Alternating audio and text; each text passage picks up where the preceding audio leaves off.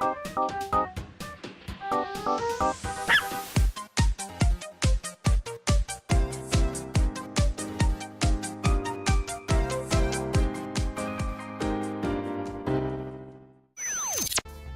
everyone, welcome back to another episode of Valhalla. Thanks for tuning in. Dorothy here just came in and continually kept walking into the bar. Like, not literally going into the door, but like was walking into the bar where we serve drinks. She's just having a hard time right now. Let's see what's up with her after we learned our new vocabulary word. So you're having a solipsistic crisis of sorts? I still know how to pronounce it. Go me. It's my birthday. We're gonna party like it's not really my birthday. I'm sorry, I've lied to you all. I'm so sorry. Solip what? Even I don't know what that means, and I'm a computer. No wonder Axis had to look it up in the dictionary. Jeez. Using these fancy words, Jill, you're such a nerd. Solipsism. Oh, I was literally going to explain it in the next sentence, but I wouldn't have known that, so whatever. The theory that the self is the only thing that can be known to exist. See? That's another thing right there. That word. Solipsism. What does it even mean? Where the hell did it come from? Well, solus means alone, and ips, or is it ipsy? Ips? I don't know about Latin, means self. Yes, but blah, blah, blah, blah. All this spit's building up, excuse me. Yes, but how did it come to be? Do you expect me to believe that a lot of people just randomly decided to make noises? Dorothy, I have this question all the time. I'm sure everybody does. I've had this discussion numerous times across the span of my life of just like, how do people come up with words? And the most common example that comes to my head whenever I'm having this discussion is like, how did people just look at a table and decide it was called a table, right? And like, sure, the origin of words, a lot of it comes from Latin, right? But who came up with Latin? Who came up with like, this sound is gonna mean this thing, and if we combine this sound with this other sound, it's gonna mean both of those things combined, kind of. It's gonna vaguely mean both of those things. But the table though, who decided? How? And decide, hey, let's make this noise mean this. It doesn't make sense. Words don't make sense. I'm right there with you, honey. I'm 100% with you. I've been repeating words for a long time and they stop making sense. Why? That's another thing. When you say a word or you look at a word over and over and over again, it doesn't look like a word anymore. It's crazy when that happens. I bet there's a word for that effect. I'm actually gonna look that up right now. Right now, y'all. I'm sure maybe one of you already knows what this is. Let's see. The word for when, how would we say this? A word stops looking like a real word. I bet there's a word for this phenomenon. Let's see, semantic satiation. Let's see, semantic satiation, also semantic saturation, is a psychological phenomenon in which repetition causes a word or phrase to temporarily lose meaning for the listener, who then perceives the speech as repeated meaningless sounds. There you go, semantic satiation. Learning all kinds of new vocabulary today. All right, let's continue. Calm down. Oh my God! Chill! Yo, guys, I'm like freaking out. Yo. Okay, maybe I should stop jumping the gun and let Jill explain everything, because clearly she's on a roll today. She wants to educate us. That's her. She's on a rampage. She needs to be stopped. Calm down. That's just semantic satiation. Stop making up words, honey. Just stop. And then there's this counter. How can I be sure the counter is really here? Don't tell me you're gonna come up with some random name that's gonna like explain a phenomenon like this, are you? It is. Please stop tapping it. You're literally gonna destroy it because of your monstrous, tiny, dainty fingers. Hold on, just making sure. Huh? What? What? What am I supposed to serve her? What am I supposed to serve her? Did I mess up the first time? You know what, guys? I'm gonna pause it because clearly I'm supposed to be doing something here. I know for sure that she likes sweet drinks, because when I look at it, yeah, she's pretty much asked me for all of these before, so I don't know which one I'm supposed to serve.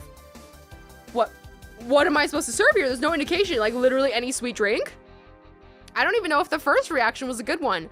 I'm gonna double check real quick, just real fast. BRB. Okay, I'm back. So I think I just checked this section. So the first one was just any sweet or what is it, sweet or something drink, whatever, the same category that she likes. So I passed that fine. And I think this one I can literally just do anything.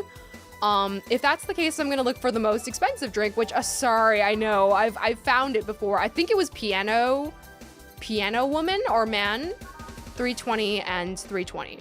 I think these were the most expensive drinks on the menu, so I think I can just two birds with one stone, give her a category that she likes. That's gonna make me bank. That's gonna make me some moolah.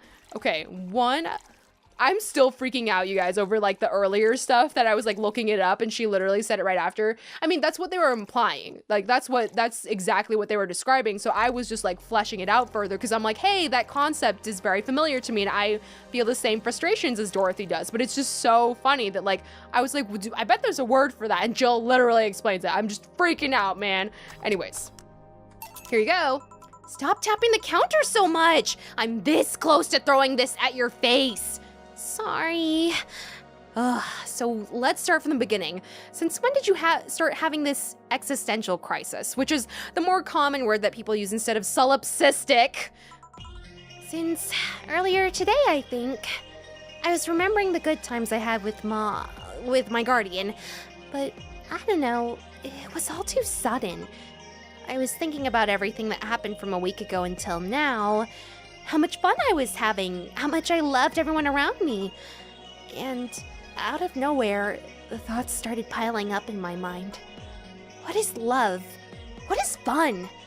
Are those feelings real? Is all of that real? Am I real?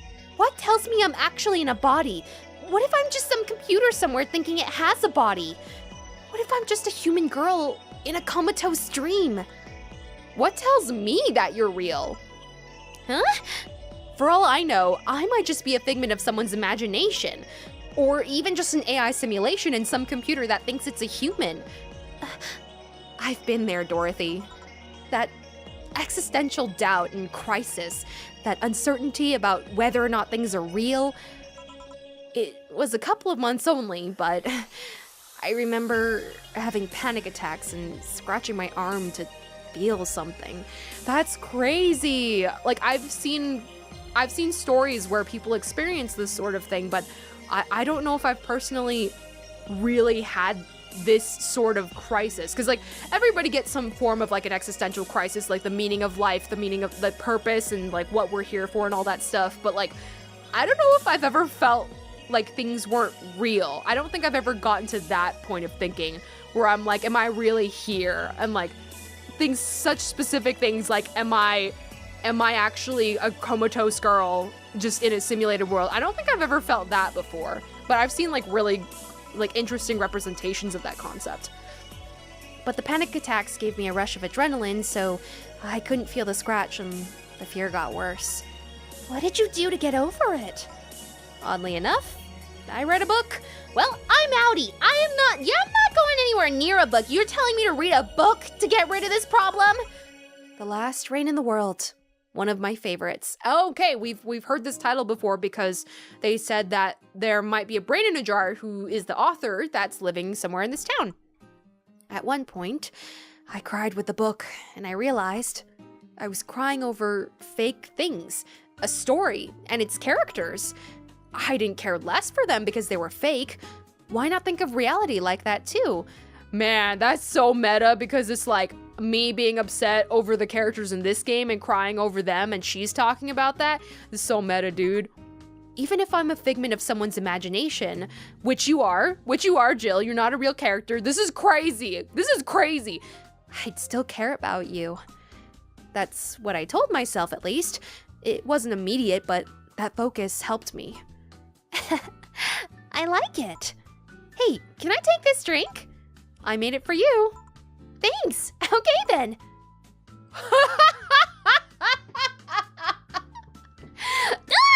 I'm just gonna dump it all over myself. Here we go. Got a weird look on my face. I don't know what's going on. Why did you throw it on your head? To feel something you made. And what are the results? Please tell me. It burns and itches a bit. I'll get you a towel. Delivery for whoever this is. Dana. Oh, it's the Akira guy, isn't it? What voice did I give him? The scratchy voice. Don't be a jerk ass to me. I am not afraid to punch you. I'm not afraid to sick Dorothy on you. She can literally tear you apart. Delivery for Dana Zay. Oh, I've been here before. Mr. Mario. Right, I forgot his name was Mario. I keep thinking he's either Akira or Kaneda or Tetsuo? Tetsuo was the other character in that movie. Not freaking Mario of all things. Oh, woohoo! Of course, I'm sure that joke has been made literally every single time he shows up on screen. I'm so original. I have a delivery for Dana Zane. Who's that? She's my boss. She my boss. She's my boss. I can't talk. I'll go get it for. I'll get it for her. Right. Okay. I don't know why you were just like having some seizures there, but sign here, please. Or they're gonna make a sex joke. They're gonna make a sex joke because he has a crush on Gillian and therefore they're gay and therefore they're gonna talk about packages. That's what the joke here is gonna be, right? Because every time y'all make so many jokes about boobies and like just because Alma's got some, you gotta constantly make it about that. I see how it is. It's a big package. Invitation to make a sexual joke, please. Especially because Dorothy's here and she loves doing that. I wonder what's inside. Oopsie, god damn it. Ooh. God, okay. It's harder because I can't be as precise as an actual scroll wheel. You should open it. If it's something perishable, maybe it'll need to be refrigerated. Let's see. It's, oh my god! What?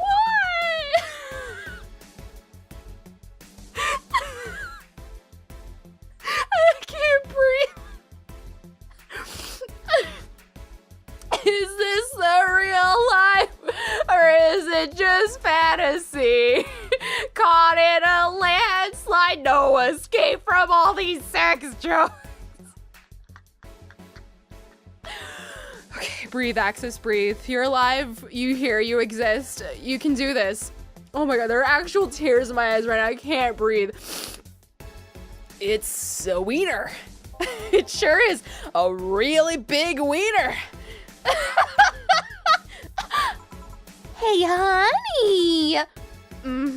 Yeah, Dorothy. The big package had a big wiener inside. What'll your boss do with such a thing? I don't know how she'll cook it. Perhaps she'll chop it. Honey! Seems the wiener is too big to eat correctly. Just stop! Maybe you could prepare some right now? What do you say, honey? Do you want some of your boss's wiener? I can't do it. I was doing so good. I can't do it. I can't. Why? Why is this game making me do this?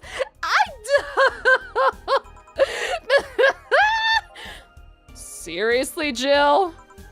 She's the one making the jokes. And you're the one trying not to laugh too hard at them. Anyway, we all know if we dare cook this without her permission, she'll hang us upside down. She'll hang me upside down specifically. Hey, Jacket Boy, what's your name? Is it Akira? Right, totally? I'm Mario. Come on, Mario, I'll buy you a drink.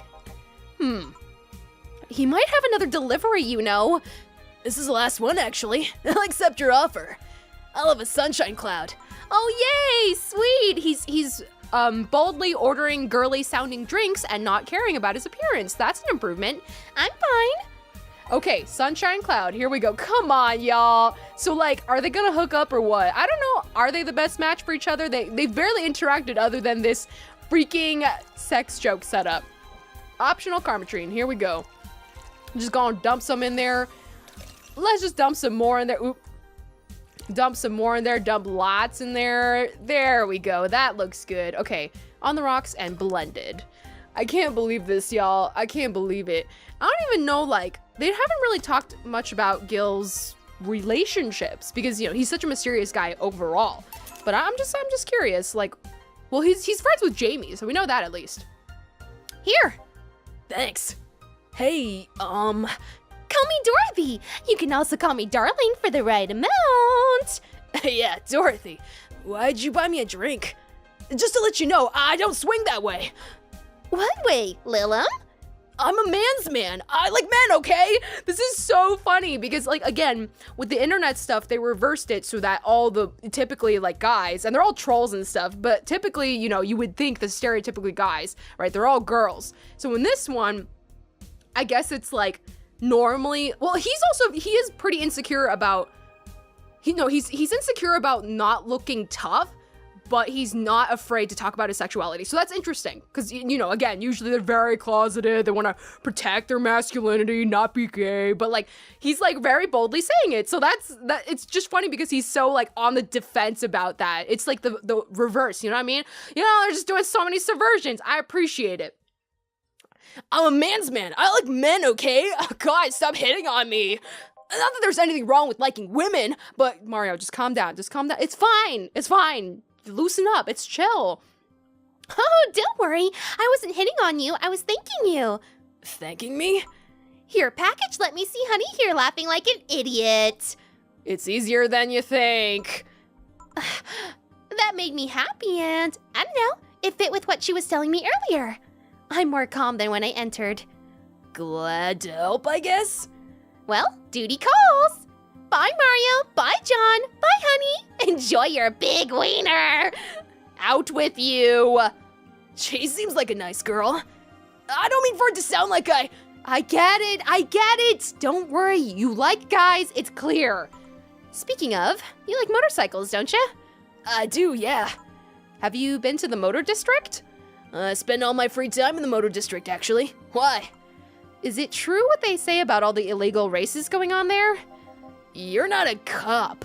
Are you secretly working at a bar? As far as I remember, no. Well, I mean, there are illegal races, but there's also there's also a semi-legal league going on there. Semi-legal? The authorities acknowledge that there's races going on. They don't know what goes on in them, however. Modified engines, casualties, substance abuse. The illegal ones end up being safer in the end. Huh. Have you ever heard about a biker called Christine Love? Okay, I remember them mentioning that this person in an article. Miss Love, of course. Everyone knows who she is. What about her? Is her gang as dangerous as they say? I don't know. Nobody knows. Excuse me? They look intimidating enough, but truth is that nobody has faced them directly. Moreover, nobody wants to be the one that got beaten to a pulp if they turn out to be what they seem. So her gang is just there, menacingly doing their own thing, not bothering anyone. Oh. Do you want anything else? Oh, the piano man. All right. Okay. All right, so far so good. It's kind of nice to see him back. God, though, the way that his entrance was. Come on, y'all. Come on, man. Really? Jesus Lord. This game is just making me say a bunch of things I'd never think to say in my life. Come on, girl. Why you gotta do this to me? I don't know the words. I should probably look it up sometime so I could say it properly. Okay. Oh, my nose is running. God. Here. Yeah, this is nice. Hey, you do an item. So like me and who? Me and Dorothy? Me and Gil? Gil's free. If you prove to be a nice guy and pass my test for whether I think you're okay to date him, then you in the clear, okay? You gotta pass my test. Wait. Oh, Gil's laughing because he asked if they were dating. What are you trying to say with that laughter, Gil? No, we're not. What's wrong with you? Because he's such a good catch? Oh, I don't know. Y'all don't have to yell at me, okay? Y'all gotta chill. You are on thin ice, buddy. You are not passing my test so far. You work with this hunk of a man, and you don't feel the least bit tempted? How can you be so calm with his smell so close to you? You're smelling him? Oh, stop, Mario. You're making me really uncomfortable. Oh my God, like you don't just say this kind of thing in front of the person that you're into. That's really weird and creepy. Ever heard the expression, his past is a freaking weight I don't want to carry? Because his past is a freaking weight I don't want to carry. Even if he even has a past at all, I'm having my doubts lately. Are you implying he's not good game? No, where did you even get that? Well, how did you even get that from what I was saying? Oh, don't misunderstand. Gil is good game. He's not bad looking, he's a gentleman, he's always attentive, but he's also distant and will take many steps back when he feels like he's getting close to somebody. You don't have to marry him, just push into a closet and be Mario! This is inappropriate! No! No matter what gender, anybody gender, whatever, who's hitting on who, you can't say this to any person. No! Stop! Especially not in front of them. Like, if you wanna maybe spill your thoughts to me about my coworker when they're not there, and act really creepy and have me warn them later about you, that's fine. That's cool. I can just report you to the authority. But like you ain't doing yourself no favors is all I'm saying here. You're not getting yourself any closer to Gil unless he's like into that. But Gil, please, buddy, honey, don't do it. Don't do it. Mario! God, let's deal with this punk in the next episode, huh? This punk that doesn't know how to hit on people. Jesus Christ. Gotta take some notes, huh? Gotta study up. What are you looking at? Like YouTube how to hit on people videos? Huh? What are you doing? God, join me for the next episode. Zaxxus, over and out.